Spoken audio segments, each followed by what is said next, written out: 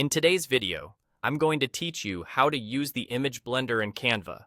This tool is great for creating smooth fades, soft edges, and subtle transitions between parts of your design without jumping through complex settings.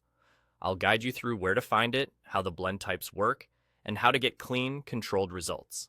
First, open the project you want to work on. Look over to the left-hand side and click on Apps. In the search bar, type Image Blender, then select it from the results to open the tool. This brings up the blending options inside your project so you can see your edits in real time.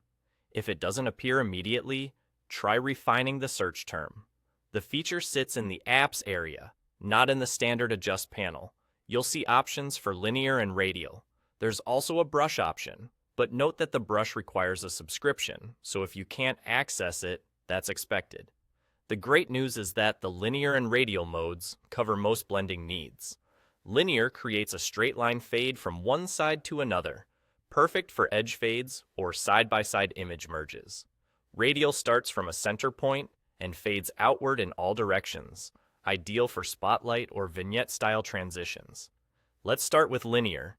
When you select it, you'll notice points along a line that control where the blend begins and ends.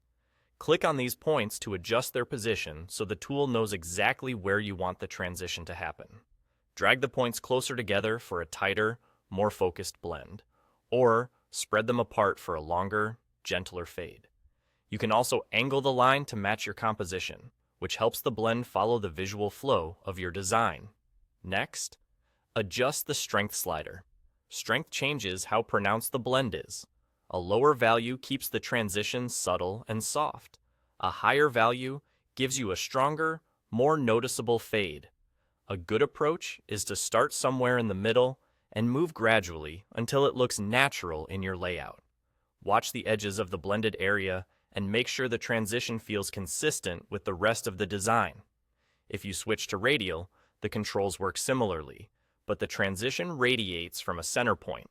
Move that center to the area you want emphasized, and use the surrounding points to control how far and how smoothly the fade spreads. That's all there is to it. Once you're happy with the blend, you're done, and you can always revisit the tool to fine-tune later.